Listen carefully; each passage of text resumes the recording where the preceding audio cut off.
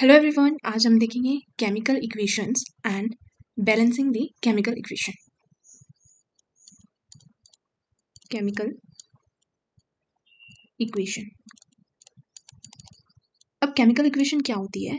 Chemical equation जो फॉर्मूले of reactant and product को सेपरेट करती है किसी एरो से, उस रिप्रेजेंटेशन को कहते हैं chemical equation.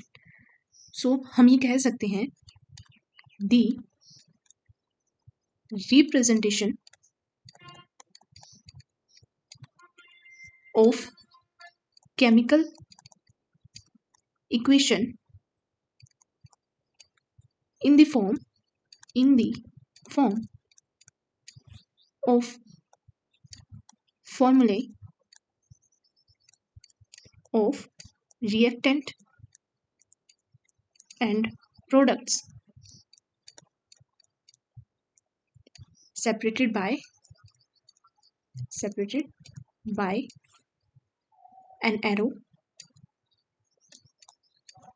mark is called chemical equation.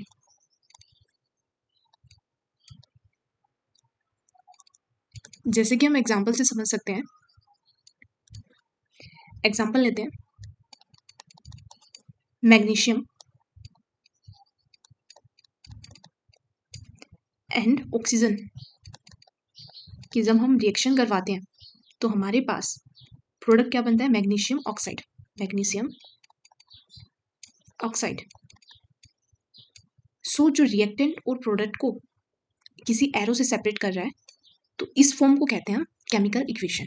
सो हमारा रिएक्टेंट क्या होगा? जो मैग्नीशियम और ऑक्सीजन है वो रिएक्टेंट्स होंगे, और जो मैग्नीशियम ऑक्साइड होगा वो क्या होगा? प्रोडक्ट। अब हम ये भी कह सकते हैं कि जो रिएक्टेंट्स होते हैं वो लेफ्ट हैंड साइड होते हैं LHS, और जो हमारा प्रोडक्ट फॉर्म होता है वो राइट हैंड साइड होता है RHS।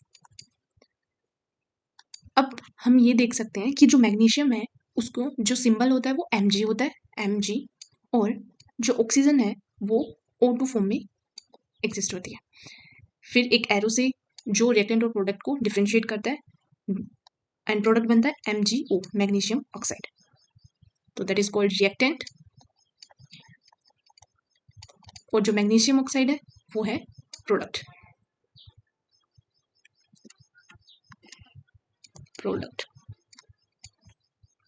अब हम देखेंगे बैलेंसिंग ऑफ इक्वेशन।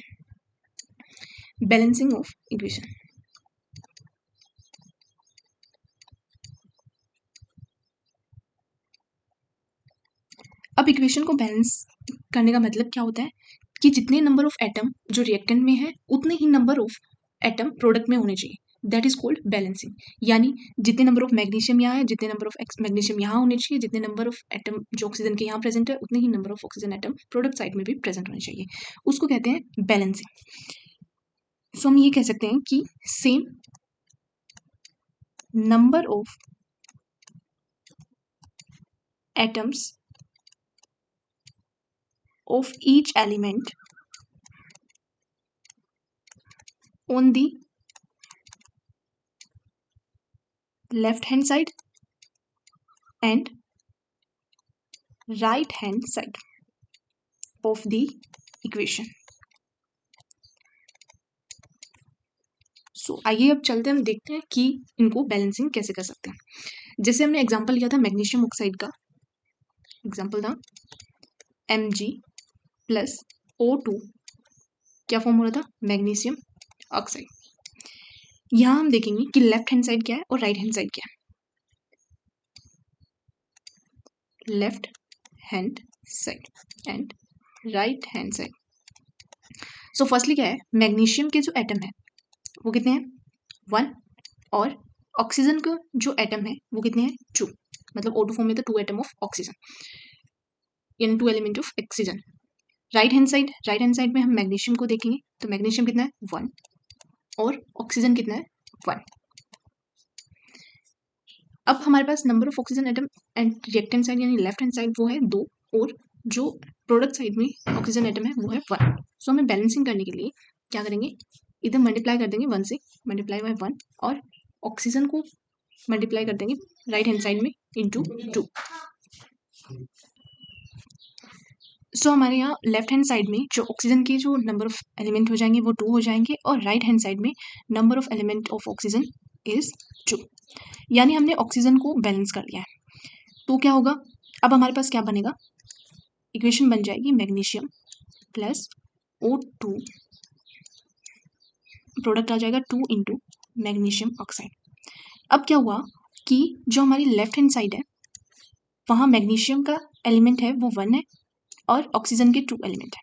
यहाँ पे मैग्नीशियम का 2 है और ऑक्सीजन का 2 है, यानी हमारे पास जो मैग्नीशियम के जो नंबर ऑफ एलिमेंट है वो बैलेंस नहीं है। तो अब क्या करेंगे, मैग्नीशियम को मल्टीप्लाई कर देंगे 2 से, यानी जो हमारे पास लेफ्ट हैंड साइड है और राइट हैंड साइड है, ऑक्सीजन को हम बैलेंस कर चुके हैं, हमारे पास मैग्नीशियम है, मैग्नीशियम तो लेफ्ट हैंड साइड 1 है और राइट हैंड साइड मैग्नीशियम है वो 2 है। सो हम यहाँ पे क्या करेंगे, मल्टीप्लाई कर देंगे 2 से राइट हैंड साइड को मैग्नीशियम से, और यहाँ पर मल्टीप्लाई कर देंगे 1 से। तो number of element of magnesium कितने हो जाएंगे लेफ्ट हैंड साइड पे 2, और राइट हैंड साइड पे भी मैग्नीशियम के जो एलिमेंट है 2 हो जाएंगे। सो ओवरऑल हम ये कह सकते हैं जो हमारी इक्वेशन बनेगी वो होगी magnesium plus oxygen twice of magnesium oxide, और यहाँ पर ट्वाइस ऑफ मैग्नीशियम। तो ये जो हमारी इक्वेशन बनी है वो इसको कहेंगे हम बैलेंसिंग इक्वेशन। मतलब ये बैलेंस हो चुकी है, लेफ्ट हैंड साइड में जितने नंबर ऑफ एलिमेंट है उतने ही राइट हैंड साइड में नंबर ऑफ एलिमेंट है। अब हम देख सकते हैं किसी और एग्जांपल से, जैसे कि एग्जांपल है हमारा, एग्जांपल है Fe प्लस H2O और फॉर्म हो रहा है Fe thrice O4 plus H2।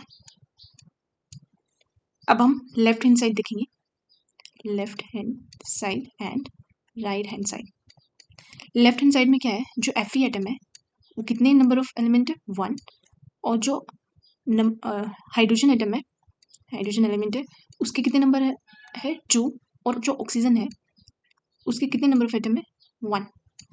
Right hand side में जो Fe एटम है उसके कितने नंबर ऑफ एलिमेंट है 3, और जो ऑक्सीजन है, पहले हाइड्रोजन लेते हैं, हाइड्रोजन है उसके कितने नंबर ऑफ एलिमेंट है 2, और जो ऑक्सीजन है उसके कितने नंबर ऑफ एलिमेंट है 4।